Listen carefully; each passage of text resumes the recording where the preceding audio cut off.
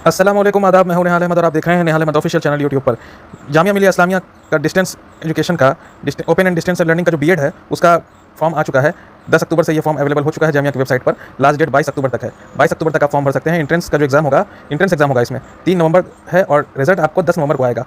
Verification document और submission of fees जो है वो 15 नवंबर तक होगा या 15 नवंबर को होगा, जो भी है। ठीक है, तो ये नोट में भी आप पढ़ सकते हैं कि किस तरह से चीज़ों को करना है।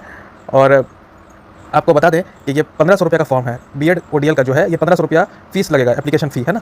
तो ये आप कर सकते हैं। आपको बता दें कि ये एक बहुत ही सुनहरा मौका है और आप इस फॉर्म को भर के आप बीएड कर सकते हैं।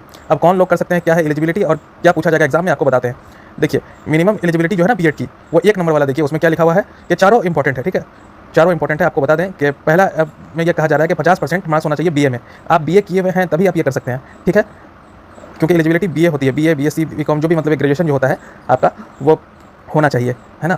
50% मार्क्स होना चाहिए बीए में कम से कम। और रिलैक्सेशन क्या दे रहा है 5% मार्क्स का, मतलब 45% तक किसको, जो SC ST OBC हैं, नॉन क्रीमी लेयर के, और PWD जो हैंडीकैप है, as per rule of central government, इसके मुताबिक। ठीक है ना। और इसमें दूसरे नंबर में ये कहा जा रहा है trained in service teacher in elementary education, यानी एलिमेंट्री एजुकेशन में जो 1 से लेकर 8 तक के जो टीचर आपको ट्रेंड है, यानी जो डीएलएड किए हुए हैं या बीटीसी किए हुए हैं, या इसके साथ साथ जो भी दूसरा होता है ना, अलग अलग राज्यों में जो भी होता होगा बीटीसी वगैरह, तो वो किए हुए होना चाहिए, डीएलएड किए हुए हों या बीटीसी किए हुए हों, है ना। तो वो इस फॉर्म को भर सकते हैं। और जो ट्रेंड इन सर्विस, यानी जो ट्रेंड हो, यानी जो बीटीसी किए हुए हों और जो भी टीचर भी हों। ऐसा नहीं है कि टीचर नहीं होगा तो सिर्फ डीएलएड किया हुआ कोई भी भर सकता है, नहीं, उसको टीचर होना भी ज़रूरी है। जी हाँ, वो अभी कहीं टीचर हों, जो डीएलएड किए हुए हों, ग्रेजुएशन पास हों, है ना। और तीसरे नंबर में देखिए candidate who have completed NCTE recognised, NCTE से रिकॉग्नाइज जो है वो 2 ईयर का आपको होना चाहिए, 18 महीना वाला ये सब वाला नहीं।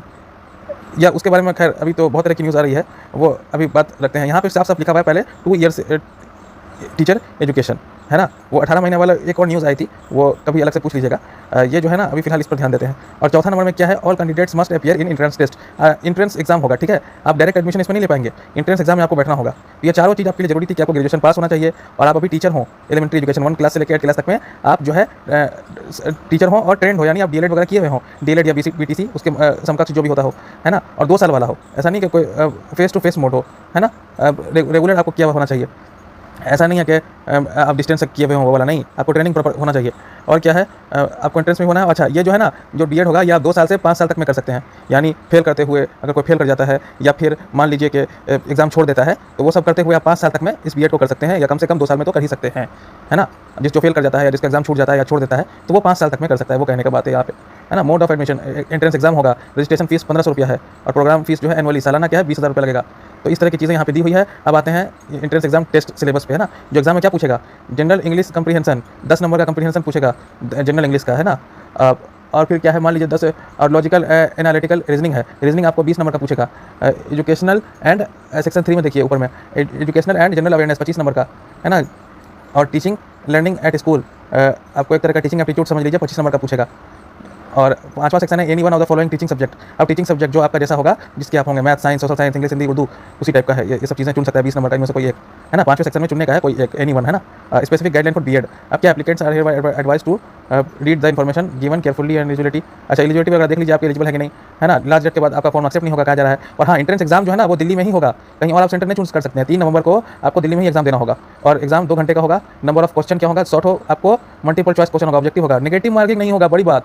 और फिर क्या कह रहा है कि मार्क्स, मैक्सिमम मार्क्स 100 नंबर का, 1 marks for every correct answer, है ना। 1 नंबर का आपको एक क्वेश्चन होगा और आपको क्या कहते हैं, नेगेटिव मार्किंग नहीं होगा। टोटल नंबर ऑफ सीट्स जो है 500 है, 50 सीट जो है एट ईच ऑफ 10, अच्छा 10 LSCs है ना, जो लर्निंग सपोर्ट सेंटर है, वो क्या कहते हैं 10 है, जिसमें आप उन 10 में 50-50 सीट होगा। और LSC जो है ना, जो आप सपोर्टिव जो सेंटर चुनेंगे, जहाँ से आपका लेना देना होगा मामला, वो अलॉटेड बेस्ड ऑन रैंक के मुताबिक वो आपको अलॉट किया जाएगा, जैसा रैंक रहेगा उसी तरह से। और आपको प्रीफरेंस देना होगा कि आप कौन सा सेंटर में एडमिशन लेना चाहते हैं, उस तरह से जो भी है। The allotted study centre will not be change at a later stage, बाद में चेंज नहीं कर सकिएगा, उठो। Reservation as per JMI reservation policy. तो ये सब चीज़ें थी। इसके बाद भी अगर आपको कुछ मन में सवाल हो, पूछना हो, तो आप हमको टेलीग्राम पर मैसेज कर सकते हैं। और ज़्यादा से ज़्यादा ये लोगों के साथ इसको शेयर कीजिए। धन्यवाद।